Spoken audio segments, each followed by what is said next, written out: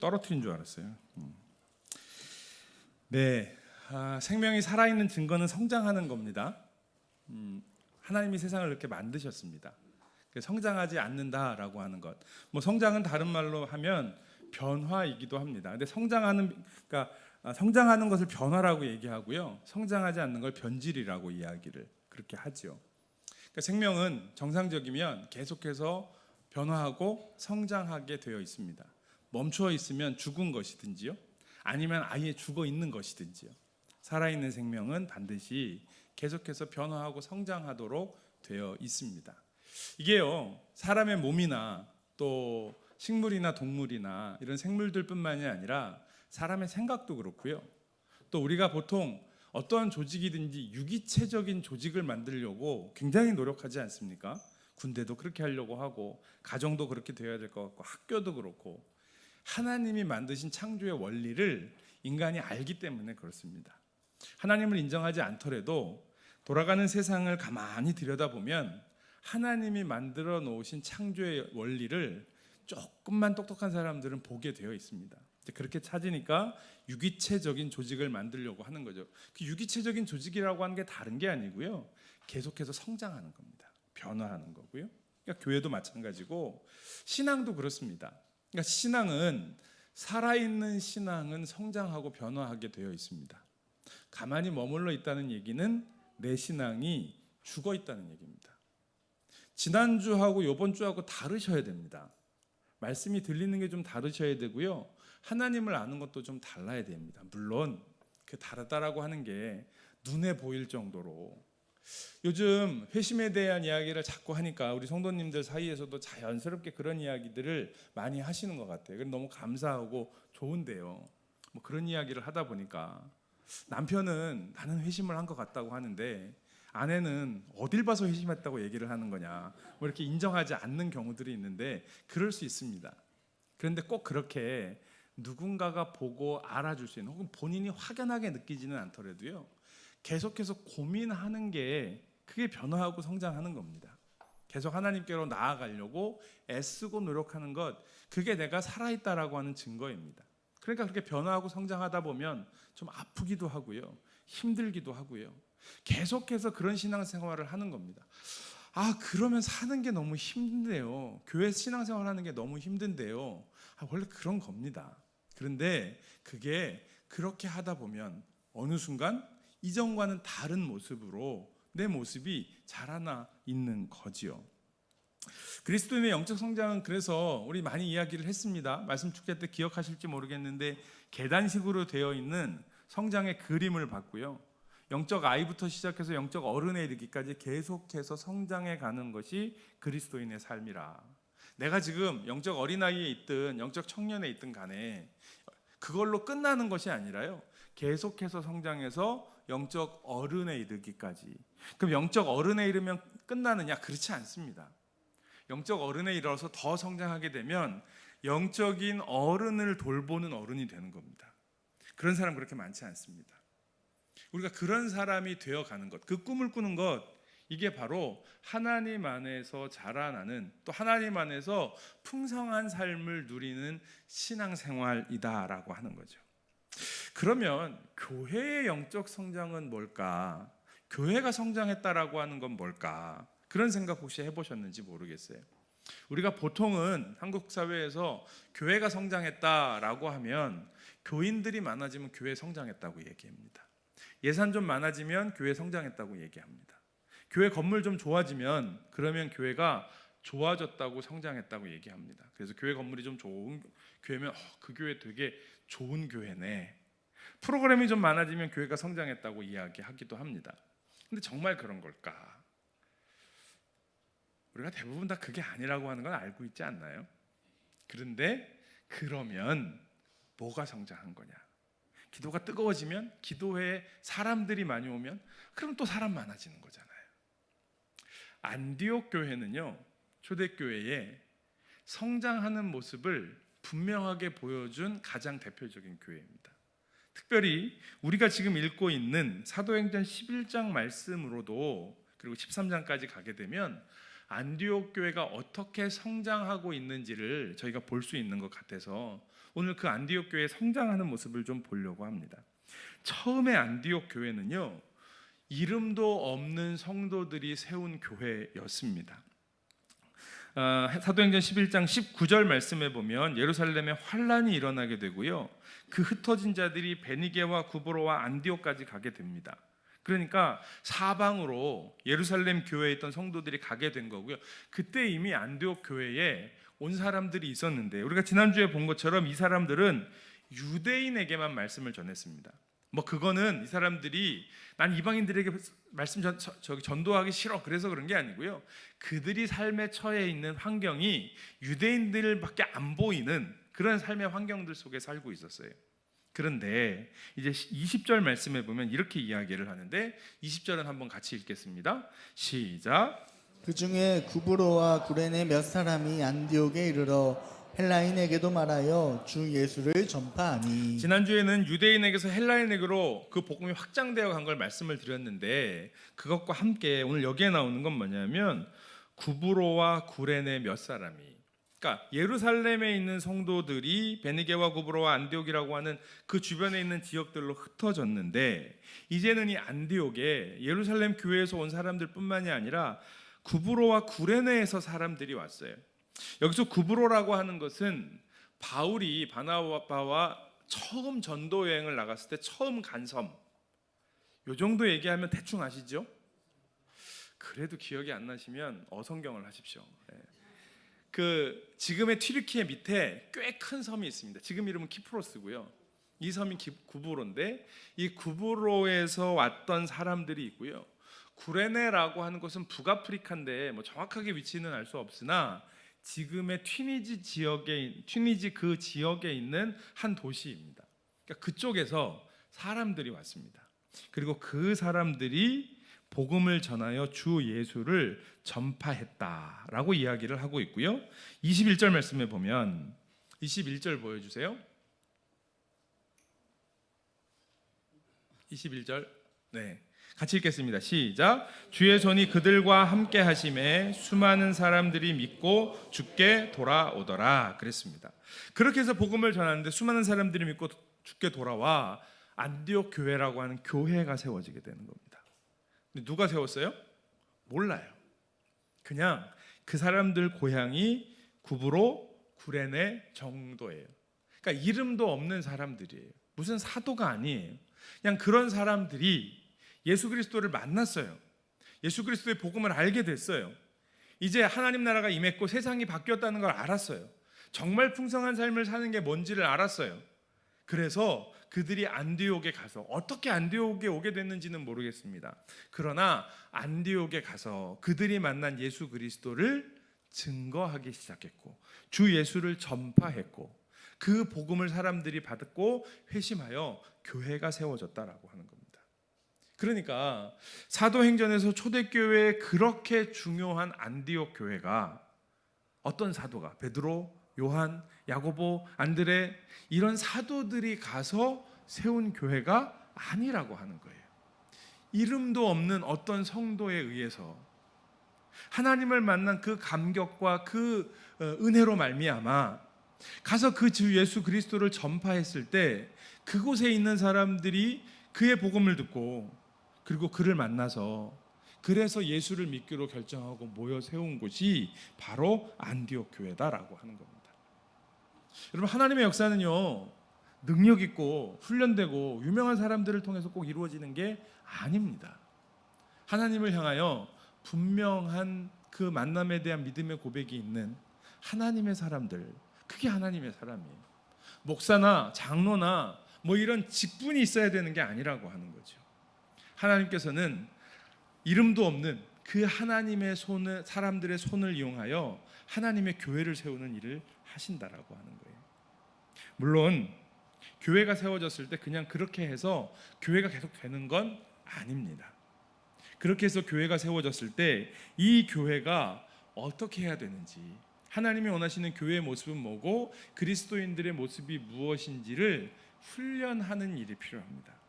말씀드린 성장해야 된다라고 하는 거예요. 그냥 모여서 열심히 있으면 저절로 성장하게 되는 게 아니라요, 이 영적인 어린 아이들, 이 초신자들을 말씀으로 잘 훈련하고 양육할 수 있는, 훈련할 수 있는 전문 사역자가 필요한 거죠. 그게 누구였냐 하면 바나바였습니다. 22절 말씀을 한번 보시겠어요? 22절 말씀이 있습니다. 시작. 예루살렘 교회가 이 사람들의 소문을 듣고 바나바를 안디옥까지 보내니 그랬습니다. 예루살렘 교회가 안디옥 교회에 사람들이 모여서 교회가 세워졌다는 이야기를 들었습니다. 거기에는 뭐 유명한 사람이 있었던 건 아니에요. 만약에 그런 사람이 있었으면 그 사람이 리더를 했겠죠. 근데 자기들끼리 말씀을 공부하고 묵상하고 예수님의 이야기를 듣고 그렇게 성장할 수 있는 상황이 아니었던 게 분명합니다. 그래서 예루살렘 교회가 어떻게 하냐면 예루살렘 교회에 있는 지도자들 중에 바나바를 안디옥 교회로 보내는 겁니다. 바나바가 안디옥 교회에 왜 왔을까요?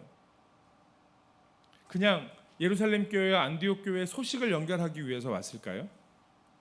아니면 사람들이 많아졌다고 하니까 그 안디옥 교회에 이 교회를 어떻게 세울 거고 당회 어떻게 구성할 거고 부서는 어떻게 짤 거고 예산은 어떻게 할 거고 뭐 이런 거 하려고 왔을까요? 아닙니다. 그 당시엔 그런 게 있지도 않았고요. 그게 중요한 게 아니라 그곳에 와서 이제 예수를 믿게 된 성도들에게 그러면 그리스도인은 어떻게 살아야 하는지 그것을 훈련하기 위하여 왔습니다. 바나바를 뭐라고 이야기하냐면 24절 말씀해 보시면요. 바나바는 착한 사람이요 성령과 믿음이 충만한 사람이라 그렇게 이야기하고 있습니다. 여러분 여기에서 착하다라고 하는 건 지난번 우리 연합구역예배 때 말씀을 드렸는데요. 성경에서 특별히 사도행전에서 바나바를 가리켜 착하다라고 하는 건 그가 성품이 좋은 사람, 도덕적으로 올바른 사람을 이야기하는 것이 아니라 하나님을 잘 아는 사람을 이야기하는 겁니다. 하나님을 잘 알고 있는, 하나님이 어떻게 일하시는지, 그리고 예수님을 잘 알고 있는, 예수님이 하셨던 사역이 무엇이고 예수님이 가르쳐준 것이 무엇인지 이 하나님 나라의 복음을 잘 전할 수 있는, 성도들을 잘 훈련할 수 있는 가장 좋은 목회자를, 가장 좋은 사람을 이 안디옥 교회에 보낸 거죠. 그래서 안디옥 교회, 바나바가 이 안디옥 교회에 와서 사람들을 훈련했을 때 24절 말씀 보시면 이에 큰 무리가 죽게 더하여지더라. 더 많은 사람들이 와서 예수를 믿게 된 겁니다. 그런데 이거만이 아니고요. 그 다음에 바나바는 사울을 찾아갑니다. 25절 말씀이에요. 25절에 보시면 바나바가 사울을 찾으러 다소에 가서, 사울이요 다메섹에서 예수님을 만나고요. 그리고 나서 예루살렘으로 갑니다. 그래서 예루살렘에 있는 사도들에게 내가 회심했다라고 하는 걸 이야기하고 그 오해를 어느 정도 벗었으나 거기에서 또 핍박을 받게 되고요. 일단은 고향 다소로 보내집니다. 아마 거기에서 하나님 앞에서 자기의 삶을 돌아보고 또 예수 그리스도의 복음도 나름대로 공부는 했으나 뭐 그러면서 준비를 하고 있었겠지요. 이 사울을 데리러 바나바가 그곳에 가서 사울을 데리고 안디옥으로 오게 됩니다.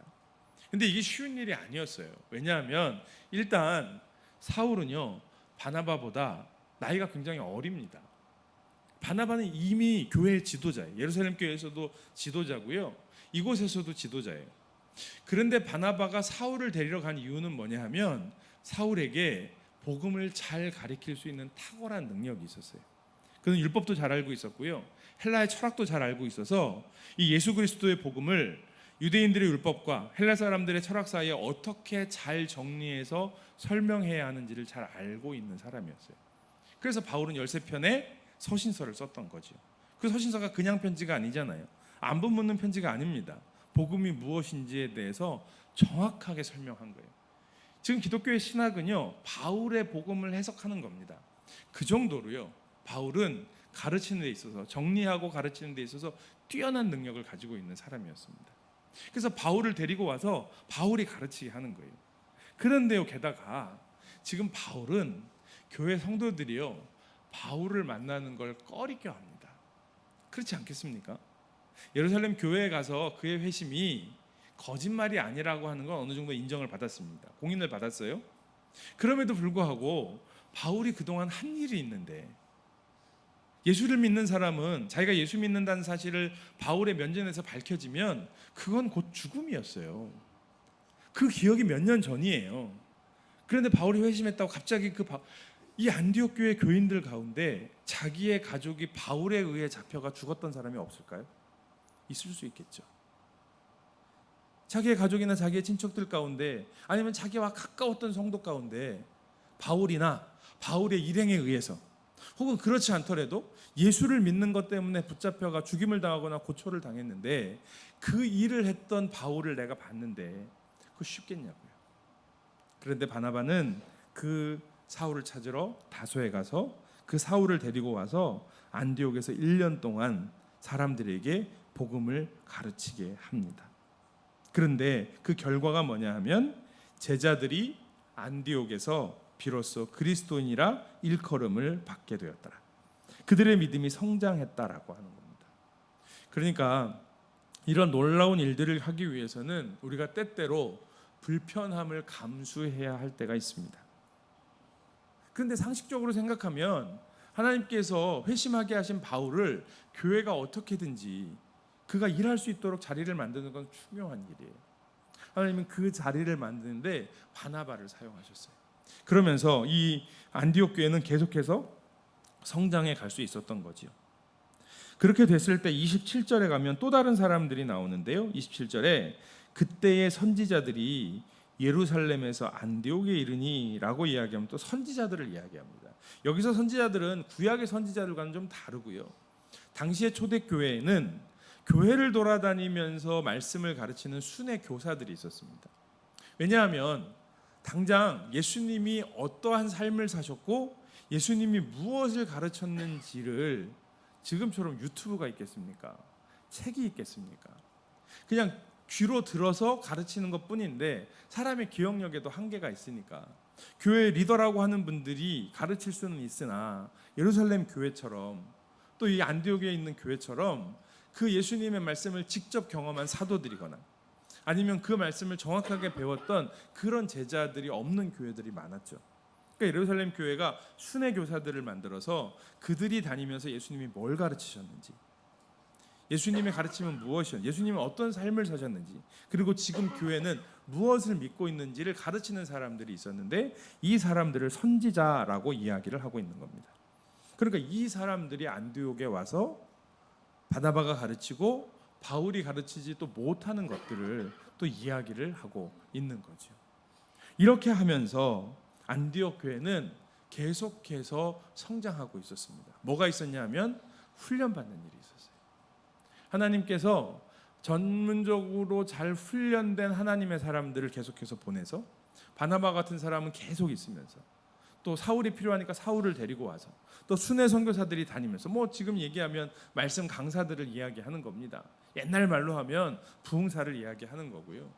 그러니까 그 말씀을 배우기 위하여 말씀을 특별히 전하는 그런 좋은 교사들이 이 안디옥 교회 안에 있었고 그 훈련을 안디옥 교회 성도들은 열심히 받았습니다. 그렇지 않겠습니까? 예수 그리스도의 복음을 받아들였어요. 그리고 자기의 삶을 돌이켜 회심하기로 결정했어요. 그렇게 했을 때에 이 안디옥 교회 성도들이 얼마나 복음에 목이 말라 있었겠어요. 얼마나 갈급하겠어요.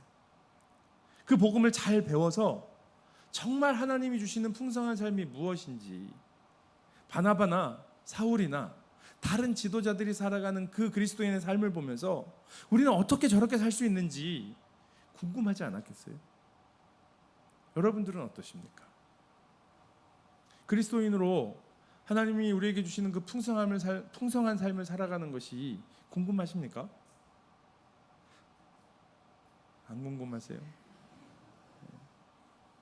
설교를 하다가 제가 가끔 이렇게 막힐 때가 있어요.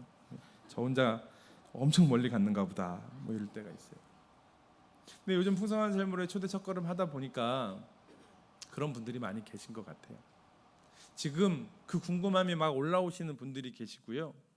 안타까운 건 어떤 분들은 그 궁금함을 그냥 다 접으신 분들도 계신 것 같아요. 왜냐하면 물어봤는데 속 시원히 대답을 얻어본 적이 별로 없는 것 같아.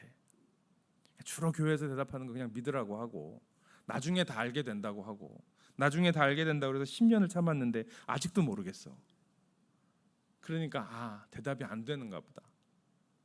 제가 목사님 찾아가서 안 물어봤냐고 그랬더니 목사님한테 물어봤다가 목사님도 대답 못하면 그때는 어떻게 해요? 그렇게 말씀하시는 분도 계시더라고요. 사실 그 질문들을 이렇게 들어보면 그렇게 어려운 질문은 아닙니다. 왜 목사님들이 대답을 안 하셨나, 듣고도 모르시나, 뭐 그런 생각이 들기는 하는데, 제가 그런 생각도 그래서 해봐요. 별로 어려운 대답이 아닌 것 같아서. 뭐 여기 저 옥상에 바베큐라도 좀 하면서 궁금한 거 있는 분들은 다 오셔라. 그래서 그냥 밤새도록 물어보고 대답하고, 뭐 물론 목사님들이 다 모를 수 있습니다. 근데 모르는 거 왜 모르냐 하면 목사한테는 별로 중요하지 않은 문제일 수 있어요. 근데 그게 성도님들한테는 되게 궁금하신 문제더라고요. 그래서 그렇게 그런 문제들에 대해서 뭐 궁금하지 않은 건 저도 모를 수가 있죠. 그거는 공룡이 있었어요, 없었어요, 뭐 이런 거는 이제 주로 초등학교 애들이 물어보는 거긴 하는데, 공룡이 있었어요, 없었어요, 뭐라든가, 또 삼위일체는 도대체 뭐예요, 라든가. 근데 더 본질적이고 더 깊은 이야기들이 있을 수 있지요. 그런 이야기들을 좀 한번 해볼 수 있는 시간을 만들어야겠다, 제가 그런 생각도 좀 듭니다. 그래서 이번에 풍삼초첫 할 때 한번 뭐 토요일 날이나 뭐 이렇게 해서 한번 할까, 그런 생각도 있습니다. 중요한 건 좌우지간요, 성도들이 계속 훈련되어야 한다. 그래야 교회가 성장합니다. 성도가 성장해야 교회가 성장하고요. 그것은 성도의 훈련이 있고 그 훈련에 참여할 때 우리의 믿음이 계속해서 성장해 가는 거죠. 그럴 때 교회는 성장하게 됩니다. 그렇게 교회가 성장하게 되면 어떤 모습을 가지게 되냐면, 일단 성도들이 자기의 역할을 감당하기 시작합니다. 오늘 29절 말씀을 좀 보시면은요, 같이 한번 읽을까요? 29절과 30절 말씀을 읽겠습니다. 시작. 제자들이 각각 그 힘대로 유대에 사는 형제들에게 부조를 보내기로 작정하고 이를 실행하여 바나바와 사울의 손으로 장로들에게 보내니라. 아멘. 여기에 보면 제자들이라고 이야기하고 있고요. 26절에도 보면 제자들이 안디옥에서 비로소 그리스도인이라 일컬음을 받게 되었더라라고 이야기합니다.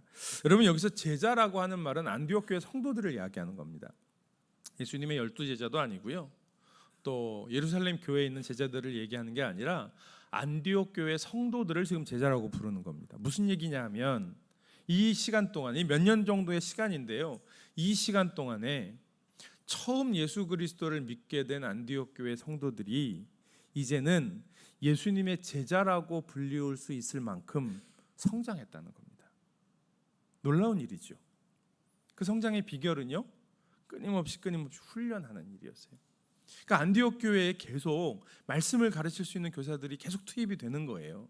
바나바와 사울과 선지자들과, 그리고 그 안디옥 교회 제자들은, 성도들은 그들이 올 때마다 그 말씀을 받기 위하여 얼마나 열심히 노력을 했겠어요. 중국에 선교하시는 목사님들이 그런 말씀 많이 하시더라고요. 중국은 말씀이 고파서요. 그러니까 신학을 제대로 공부한 목회자들이 없기 때문에 한국에서 목사님들이 집회하러 가면 일주일 동안 집회를 하는데 5시간, 10시간 차를 타고 와서 3일 동안, 4일 동안 그냥 교회에서 자고 옆에서 밥을 해 먹으면서 그러면서 말씀을 듣는다는 거예요. 그 말씀을 듣는 게 너무 좋다는 거죠. 그러니까 말씀을 사모하고 기다리는데 어떻게 말씀이 안 들어가겠어요? 어떻게 성장하지 않겠어요? 그렇게 성장해 가는 거죠. 그렇게 성장해서 제자가 되었을 때 이들은요, 자기들끼리 서로 돕는 것뿐만이 아니라 당시에 예루살렘에 흉년이 들었습니다. 그 예루살렘 교회 성도들이 어려움을 겪고 있는 거예요. 그 이야기를 들었을 때 우리를 위하여 바나바를 보내주고 우리를 위하여 성경교사들을 보내줬던 예루살렘 교회를 우리가 돕자. 그래서 각각 그 힘대로, 각각 형편이 되고 처지가 되는 대로, 자기의 능력이 되는 대로 사람들이 헌금을 모아 예루살렘 교회에 보내 예루살렘 교회를 돕는 사람들이, 돕는 교회가 되었던 겁니다. 그러니까 여러분, 교회가 성장하면 교회는 계속해서 선교하는 교회가 될 수밖에 없습니다. 하나님께서 계속 우리에게 부어주시는 은혜가 있는데요, 여러분, 분명한 건 은혜는 받으면 나누어 주게 되어 있습니다. 저는 아직 은혜를 충분하게 못 받아서 아직은 제가 누구를 입금 일을 하거나 누구를 섬길 수는 없을 것 같아요. 아직 은혜 못 받으셔서 그렇습니다. 은혜를 받으면 그 은혜는요, 크든 작든, 왜냐하면 내 은혜가 아니니까요. 내 은혜가 아니고 하나님의 은혜인데 하나님의 은혜가 겨우 내 마음을 적실 만큼, 아니 내 마음도 갈급해요. 그럴 만큼 부어지겠냐고요. 그렇지 않습니다. 하나님의 은혜는 언제나 풍성합니다. 하나님의 은혜는 언제나 충만합니다. 근데 내가 그걸 안 받으려고 하는 거예요. 안 받으려고 해도 부어지니까 우산으로 비를 막아도 비는 튀잖아요. 그 정도 받고 은혜 받는 거예요. 근데 그러지 마십시오. 하나님이 주시는 은혜를 왜 안 받습니까? 은혜 받으면 젖을까 봐 그러시는 건데, 여러분 그렇게 우리가 비 맞듯이요, 비 맞으면 말려야 되는 그런 은혜가 아닙니다. 하나님의 은혜가 무엇인지 알면 내가 그 은혜 가운데 빠지는 것이, 여러분 뭐 비를 맞는 건 그런 은혜라고만 안 맞고 싶지만 하나님의 은혜가 내가 숨 쉬어야 하는 공기라고 한다면 그 은혜를 내가 안 받으려고 하겠냐고요. 숨을 쉬어야 되는데. 하나님의 은혜가 어떤 은혜인지를 볼 수 있으면 우리가 그 은혜 받는 것 두려워하지 않을 겁니다. 그러니까 저는 우리 교회가 그래도 영적 한 청년 정도는 가고 있는 것 같아요. 감사하게. 왜냐하면 우리 교회가 계속해서 다른 교회들을 도와주려고 하고 선교하려고 하고 사랑부를 만들어서 계속 구제하는 일을 하고 계속 그런 일들을 하고 있으니까요. 이건 뭐예요? 하나님의 은혜가 우리 안에 있다는 얘기입니다. 그리고 그것들을 계속해서 잘 흘려보낼 때에 다른 사람들을 잘 돕고 우리에게 있는 일들, 그 일들을 어떻게 목사가 다 하겠습니까? 사랑부에서 그 관심 있는 분들이 모이셔서, 선교부에서 그 관심 있는 분들이 모이셔서, 교육부에서는 관심 있는 분들이, 아이들을 향한 마음 있는 분들이 모이셔서 그 일들을 하시는 거예요. 그러니까 그런 마음이 있을 때 그곳에 가서 순종하고 헌신하시는 일들도 너무 중요합니다. 그렇게 교회가 성장해 가면서요, 교회가 이제 진짜 성숙해지면 어떤 일들이 일어나냐 하면 13장으로 가야 됩니다. 여러분 13장에도 안디옥 교회 이야기가 잠깐 나옵니다. 13장 1절부터 3절까지 나오는데요. 13장 1절을 먼저 보겠습니다. 13장 1절 시작. 안디옥 교회에 선지자들과 교사들이 있으니 곧 바나바와 니게르라는 시므온과 구레네 사람 루기오와 분봉왕 헤롯의 젖동생 마나엔과 및 사울이라. 여기에 나오는 이분들은 누구냐 하면 안디옥 교회의 이제 리더들입니다. 11장을 지나 13장까지 왔을 때에 안디옥 교회의 리더가 된 사람들입니다. 처음에는 안디옥 교회의 리더는 바나바와 그리고 바나바가 데리고 온 사울, 바울이 있었습니다. 두 사람이 리더였어요. 이 두 사람이 목회했다는 이야기예요. 그런데 13장에 오니까 그 리더가 5명으로 늘어났습니다. 그런데 이 5명의 리더들이 각각의 그 배경들을 보면 굉장히 독특한 사람들이에요. 일단 바나바는 우리가 잘 알고 있는 것처럼 아까 이야기한 그 구브로, 키프로스라고 하는 그 섬 출신이에요. 바나바는 유대인입니다. 그러니까 예루살렘 교회에서 리더가 될 수 있었고 예루살렘 교회에서 안디옥 교회로 파송받아 온 사람이었고 바나바는 착한 사람이었고 하나님을 잘 아는 사람이었다라고 하는 거 우리는 잘 알고 있습니다. 사도행전에 보면 바나바가 자기의 밭을 팔아 사도들의 발 앞에 두게 되고 사실은 바나바 따라 하려고 했다가 아나니아와 삽비라가 죽는 사건이 일어나는 거잖아요. 그러니까 바나바는 좌우지간 그게 많든 적든 간에 팔아야 할 밭을 가지고 있을 정도의 재력은 가지고 있는 사람이었습니다. 그러니까 중산층 이상은 되었다는 이야기예요. 그러니까 어느 정도의 경제적인 수준도 있고요. 이미 교회의 리더가 되어 있고요. 유대인들 사이에서 예루살렘 교회에서도 인정받고 있는 누가 봐도 리더가 될 만한 사람이었습니다. 그런데 이제 그 다음에 나오는 사람을 보면요, 니게르라 하는 시므온이 나옵니다. 여기서 니게르라고 하는 거는 우리가 니그로라는 말 아시죠? 흑인들을 사용할 때 흔히 쓰는 말입니다. 이 사람은 흑인이었을 거다라고 지금부터는 여러 가지 물론 근거가 없는 건 아니지만 여러 가지의 근거들을 가지고 이제 추측하는 겁니다. 시므온은 흑인이었을 거다. 그렇게 보았을 때 아마 해방된 노예였을 가능성이 높다고 생각을 하고 있습니다. 게다가 시므온이라고 하는 이름을 가지고 있는데 이 시므온이요, 예수님께서 십자가 지고 골고다 올라가실 때 쓰러지셔서 예수님의 십자가를 대신 졌던 사람의 이름이 시므온입니다. 꼭 그 사람이라고 특정할 수는 없으나 여러 가지의 자료들을 검토해 보았을 때 적어도 상상은 할 수 있을 정도의 그런 사람일 수도 있겠구나라고 생각할 수 있을 정도로 우리가 추측은 할 수 있습니다. 그러니까 좌우지간 해방된 노예 피부색도 충분히 다를 수 있고요. 그러니까 그냥 바나바와는 또 완전히 결이 다른 신분이나 계층이 다른 그런 사람이 훈련을 받아 이제는 안디옥 교회의 리더가 되었다라고 하는 이야기이고요. 그 다음에 나오는 사람이 구레네 사람 루기오입니다.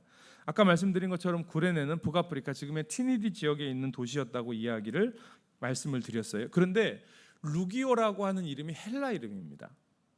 그러니까 유대인이 아닌 헬라인이거나 아니면 완전히 헬라화된 유대인들이 있어요. 그러니까 혈통만 유대인이고요. 쓰는 말이라든지 사고방식이라든지 생활 양식이라든지 완전히 헬라화된 그런 아예 유대말을 할 줄 모르는 그런 사람일 가능성이 높습니다. 그런데 그 사람, 그러니까 이런 사람들이 와서 안디옥에서 헬라 사람들에게 복음을 전한 거예요. 그러니까 아까 우리가 19절 말씀에 보았던 구레네와 구브로에서 왔던 몇 사람 중에 대표가 아마 루기오일 수 있고요. 그럴 수 있습니다. 그런 사람이 안디옥 교회의 리더가 되었습니다. 게다가 분봉왕 헤롯의 젖동생 마나엔이라고 하는 사람이 또 있네요. 이 마나엔이라고 하는 사람은 헤롯 왕의 젖동생이라는 얘기예요. 이 젖동생이라고 하는 건 뭐냐면 같은 유모의 젖을 먹고 자라면 젖동생이라고 이야기를 한대요. 그러니까 뭐 부모가 같았다거나 이복이라든가 꼭 이런 의미는 아니고 같은 유모의 젖을 먹을 만큼 두 집안이 가깝다거나 아니면 친척일 수도 있고요. 실제로 형제일 수도 있고요. 그런데 헤롯 왕이 누구예요? 예수 믿는 사람들을 가장 핍박하고요. 또 세례 요한을 참수하고요. 그렇게 그리스도인들을 지금 가장 박해하는 사람이 헤롯 왕인데 그 헤롯 왕과 아주 가까운 사람. 그 사람이 바로 마나엔이에요. 그런데 그가 예수를 믿고 회심하여 그리스도인이 되었고 어떤 이유인지는 모르지만 안디옥 교회에 왔을 때 그 안디옥 교회의 훈련을 받고 그는 안디옥 교회의 리더가 되었다라고 하는 겁니다. 또 잘 알고 있는 사울은 다소 출신이고요. 헬라파 유대인이고요. 교육을 많이 받은 사람이었고요. 그러나 이 그리스도인들을 핍박하는 과거의 핍박자의 우두머리였던 사람이었습니다. 이런 사람들이 함께 리더가 되어서 교회를 섬기고 이끌어갔다라고 하는 겁니다. 문화도 달라요. 얼굴 색깔도 달라요. 사고방식 달라요. 그 당시의 사회적인 계층도 달라요. 과거의 경험도 달라요. 그런데 그들이 하나의 팀을 이루어 안디옥 교회를 섬기고 안디옥 교회는 계속해서 성장해 갔다라고 하는 겁니다.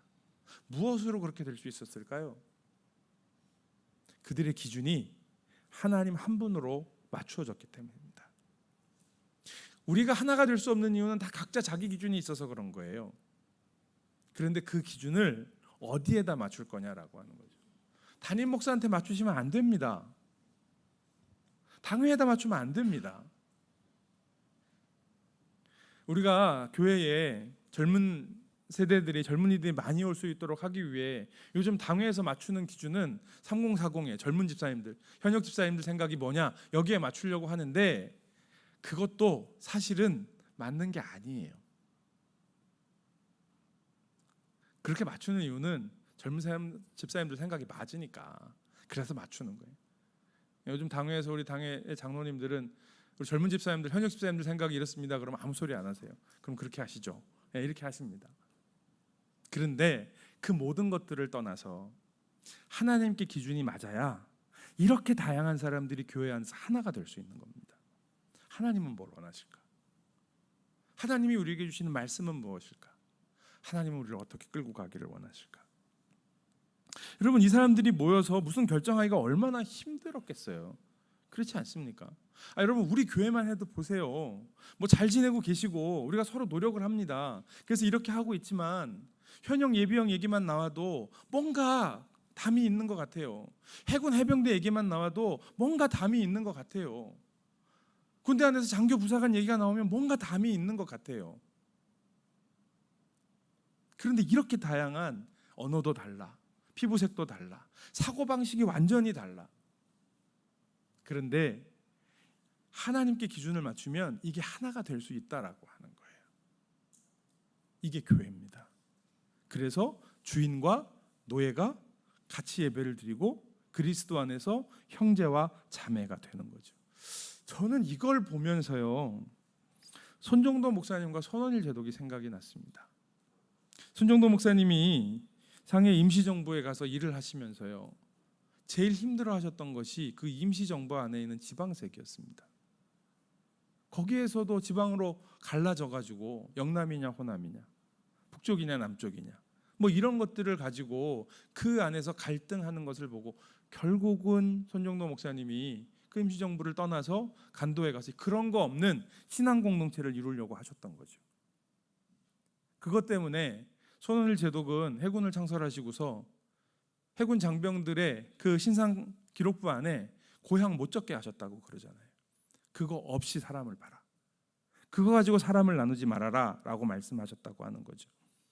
안디옥 교회는 그것들을 다 뛰어넘어 성장하는 하나님의 놀라운 일들을 이루는 사람들이었다라고 하는 겁니다. 그렇게 했을 때 진짜 안디옥 교회에서 일어난 일이 뭐냐면요, 2절과 3절, 13장 2절과 3절인데요. 우리 한번 같이 읽습니다. 시작. 주를 섬겨 금식할 때에 성령이 이르시되 내가 불러 시키는 일을 위하여 바나바와 사울을 따로 세우라 하시니 이에 금식하며 기도하고 두 사람에게 안수하여 보내니라. 아멘. 잘 아시는 것처럼 안디옥 교회는 이방 선교의 센터였습니다. 베이스 캠프였습니다. 여기에서 이방 선교를 위하여 바울과 바나바 선교팀을 보냈고요. 바울과 바나바 선교팀만 보냈을까 싶어요. 왜냐하면 계속해서 예수를 믿는 사람들이 생기고 그 안에서 그들의 믿음이 계속 성장했으면 그들이 복음을 전하고 싶어서 견딜 수가 없었을 거예요. 그리고 그들은 바울과 바나바가 갔던 것들을 보면서 배워가면서 여러 선교팀들을 만들어 그 바울과 바나바가 여행했던 이 터키, 이 소아시아 지역뿐만이 아니라 그 반대로도 어디로도 자기들이 갈 수 있는 곳으로 그 복음을 전하며 갔을 겁니다. 그런데 그 출발의 시작이 되는데 하나님께서, 성령께서 이 안디옥 교회의 이 5명의 리더들에게 성령이 이르셔서 말씀하십니다.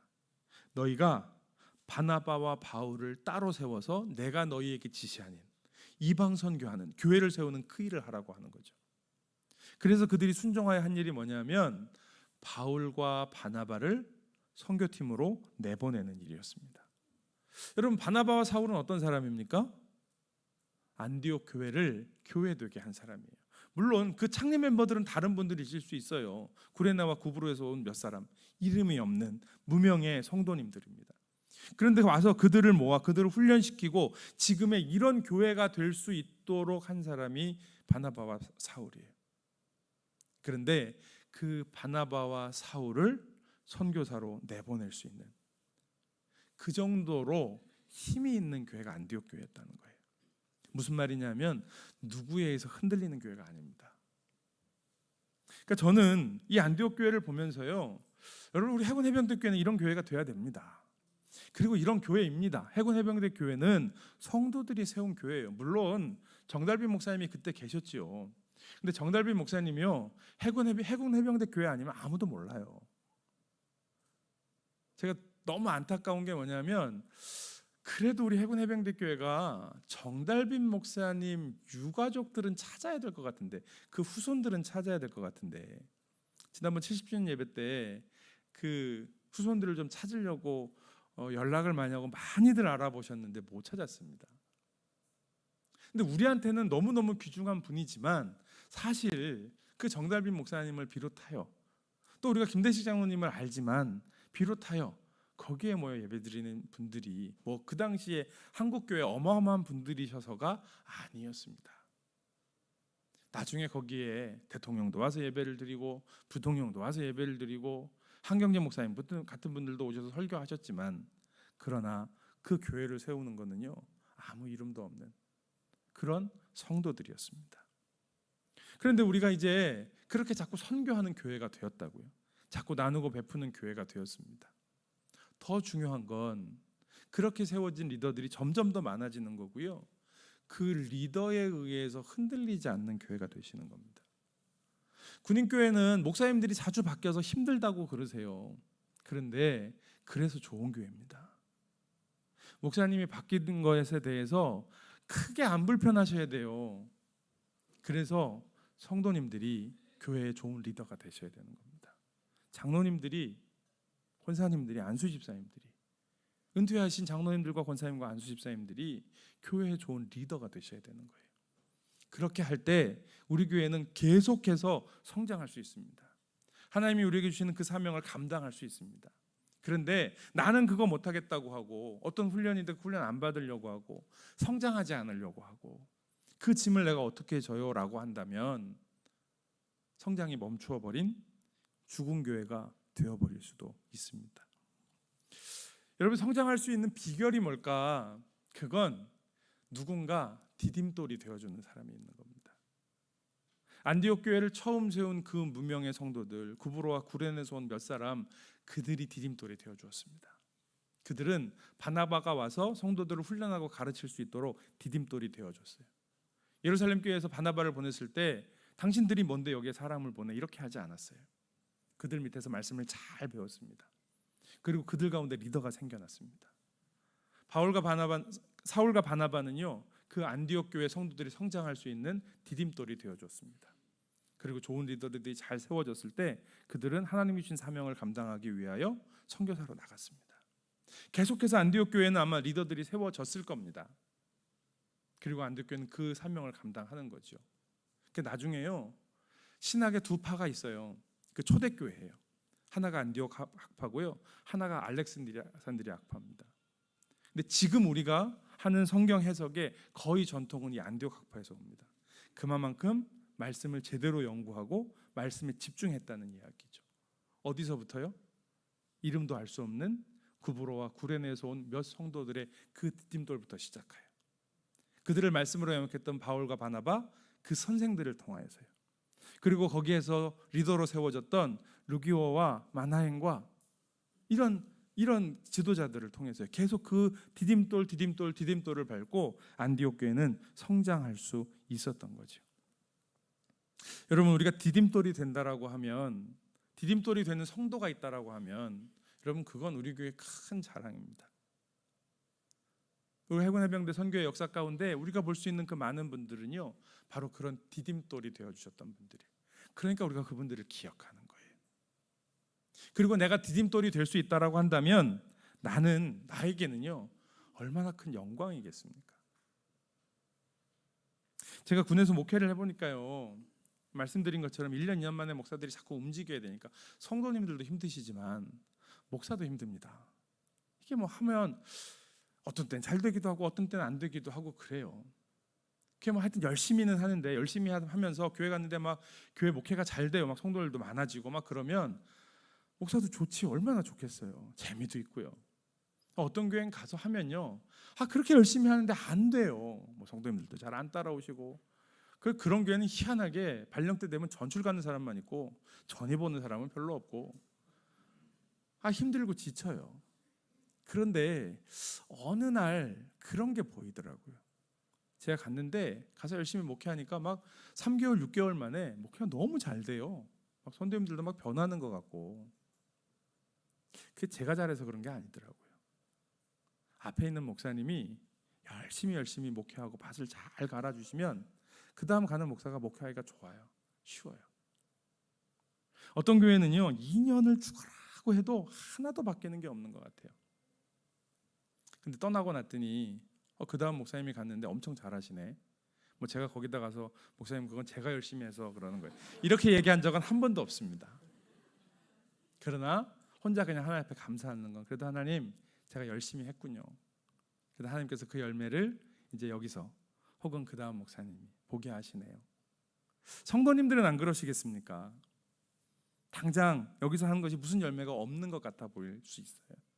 그런데 우리가 하나님 앞에서 열심히 하나님께서 우리에게 준 사명을 감당할 때 하나님께서 내 어깨를 딛고 내 다음 사람이 그 하나님의 나라를 세워가는 일들을 하게 하시는 거죠. 여러분, 그 디딤돌이 될 수 있다면 큰 영광 아니겠습니까? 하나님의 나라에 갔을 때 하나님께서 뭐를 보실까요? 우리가 만들어 놓은 거 보시지 않으실 겁니다. 왜냐하면 그건 하나님이 하신 거기 때문에 그렇습니다. 제가 해군중앙교회에서 담임 목사 했다는 걸 하나님께서 잘했다고 하시지 않을 겁니다. 그런데 제 어깨를 딛고 하나님을 알고 하나님을 경험하고 그리고 또 다른 리더가 되기 위하여 그렇게 성장하시는 분들이 있다라고 한다면 하나님 얼마나 기뻐하실까요? 제가 오후에 말씀 풍성한 삶으로 초대 특강 준비하면서 맨 마지막에 이렇게 썼어요. 한 사람의 회심을 보는 일은 너무 기쁜 일입니다. 그런데 한 사람의 인도자, 한 사람의 이끄미가 나오는 것을 보는 일은 더 기쁜 일입니다. 그리고 그러한 공동체가 세워지는 것을 본다라고 하는 건 최고의 영광이고 최고의 기쁨입니다. 우리 모두 그런 하나님 나라의 역사를 볼 수 있는, 그리고 함께 성장해 가는 우리 모두가 되기를 주님의 이름으로 간절히 축원합니다.